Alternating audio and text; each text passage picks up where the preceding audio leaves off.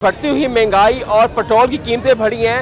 लोगों की ईद की जो खुशियां हैं और लोगों की ईद की जो चीज़ें थी उस पर कितना असर डाला है, क्या क्या चीज़ें रह गई हैं? बच्चों की तो कंप्लीट हो गई हैं तकरीबन। अपनी भी ली हैं कि सिर्फ बच्चों और बेगम की तरफ ध्यान है?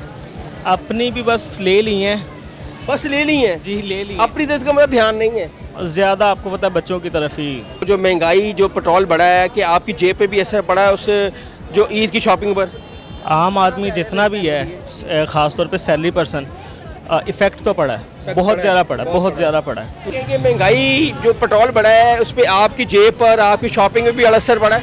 नहीं भाई, बहुत ज़्यादा पड़ा है। बहुत ज़्यादा पड़ा है जी, कमाने वाला सिर्फ एक है, दो बच्चे ज़हनी मजदूर है तो मुश्किल हो रही है। मुश्किल हो रही है। जी अस्सलाम वालेकुम, मेरा नाम हसन शहबाज है और आप देख रहे हैं डेली सोशल पाकिस्तान। नाज़रीन, आज चांद रात है और काउंटडाउन शुरू हो चुका है।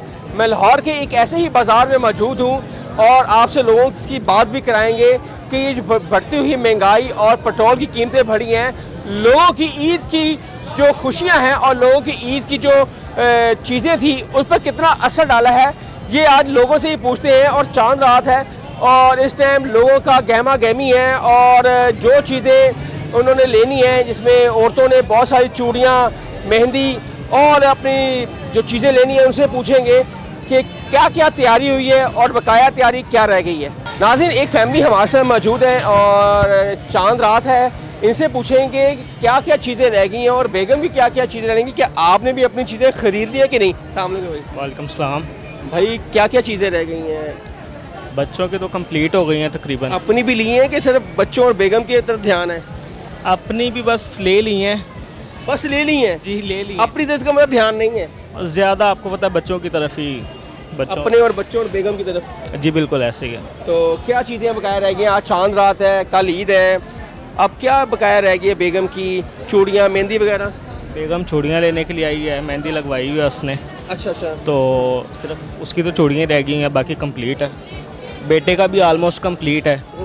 अपने एक दो सूट स्टिच करवा लिए हुए हैं। करवा ली हाँ, हुई करवा लिए हुए हैं। ईद की खुशियाँ, कल ईद हो जानी है, क्या मैसेज देंगे हमारे देखने वालों को? और जो महंगाई जो पेट्रोल बढ़ा है कि आपकी जेब पे भी असर पड़ा है उस जो ईद की शॉपिंग पर?